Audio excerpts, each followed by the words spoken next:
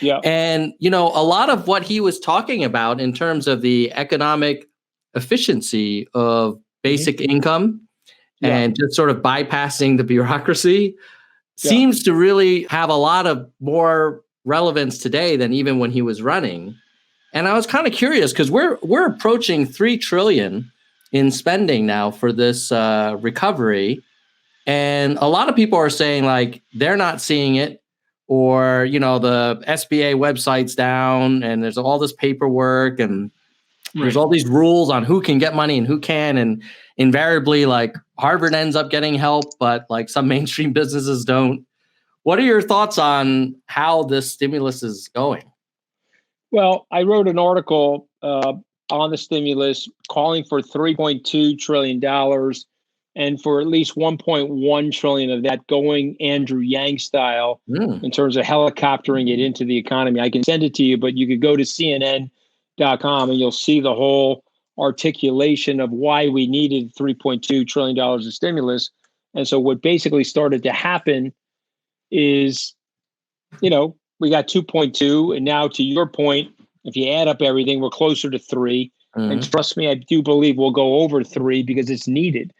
But as it relates to Andrew Yang, I think the guy's a brilliant, ahead of his time, sees around the corner, sort of an innovator.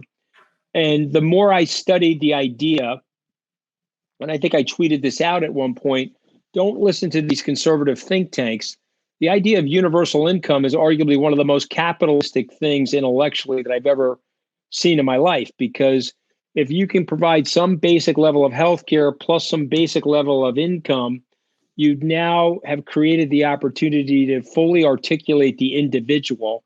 And if you really study the Western canon of literature and democracy that dates back to the foundation stone in Jerusalem, works its way through Athens and Rome, and eventually into Paris, the salons there, and up into London and out to the United States, that Western canon of individualism, Andrew Yang is ahead of his time. And so I predict that if we move our society away from, Tom, left and right thinking about policy and more to what's right or wrong, policies like the one that Andrew Yang was supporting will come into vogue. And I believe we will see a day where what Andrew Yang was talking about in 2020 is a reality for our society and perhaps the globe. And so I'm a big proponent of it.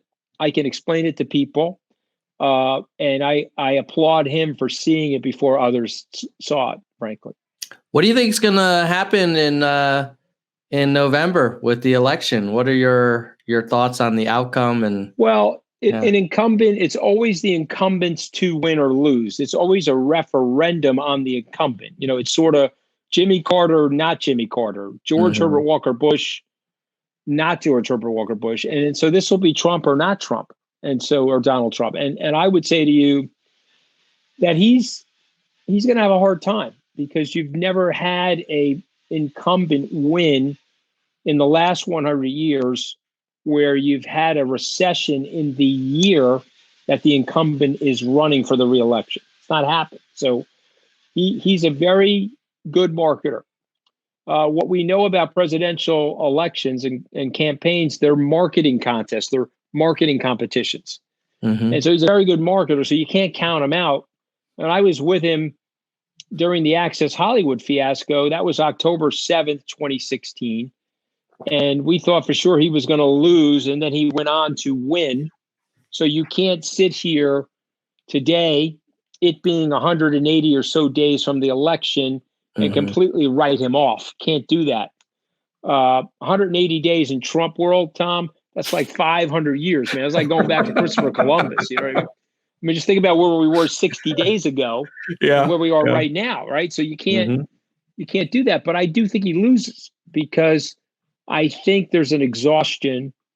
I think the dislikability quotient is so high now, and you have people that are fervent anti-Trump.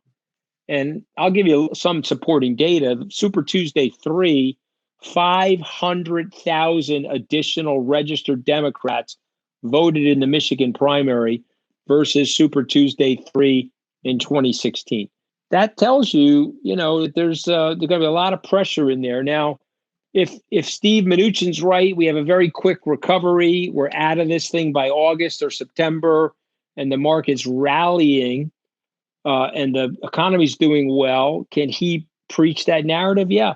So I don't want to rule him out, but I think it's even money to slightly favor Joe Biden at this point. And as an investor, do you take the position of Mnuchin that'll be like kind of hitting the unpause button and we'll be back to where we were, or do you think it'll be a long recovery? Yeah. So I'm in the closer to the Mnuchin camp. I mean, I don't think you can quote unquote hit the pause button, but I don't see anything structurally wrong with where we were on March 1. And I know people are eager to get back to work. I've got in my study here somewhere the Great Influenza. I was reading it. I would hold it up if I could find it, but it was written by John Barry, and it was a study of the Spanish flu epidemic in 1918. And just a bit of trivia, it actually started in Kansas with a farmer. He thinks he got it from a pig, but we called it the Spanish flu because that was the only press community that was writing about the pandemic. The U.S. press wasn't even writing about it, but it's a very interesting book. I think there's a lot of comparative analysis there. Gigantic tragedy, 45 million people dead, 675 dead in the United States. But the comeback was extraordinary. It led to the Roaring 20s. There was a tremendous amount of pent-up consumption. And the minute, Tom, that people could get out of their houses, they did, and they went with a flourish, even during Prohibition, to go crazy with the consumption. And I think that's what America is about. So I predict that will happen. Oh, well, that's, I hope you're right, man. And I know we promised to keep this to about 40 minutes. Yeah, sorry, I've got a three there. I didn't realize that you were connected into Andrew, by the way. I didn't, for some reason, I didn't know the history there, but he'll be back. He'll be back. He'll likely run for president again or have a role in an administration. He's a guy I'm paying a lot closer attention to, and I'm reading almost everything the guy's writing because I really think he's onto something. I agree. Yeah, a lot of us are ready for 2024. Can't come soon enough. Well, remember, if it's Joe Biden, you'll have to wait till 2028, I think, for Andrew Yang. But yeah, I hear you. You think it will be 2 terms? Well, I don't know. Well, I mean, they always say they're going to be 1 term until they become president. That's right. I don't know. But let's say, it'll either be 2024 or 2028. But Andrew's onto something, and I have an enormous amount of respect for him. Thank you, Anthony. And thank you so much for spending time with us. And with that, we're going to say goodbye, nerds. All right. Goodbye, nerds.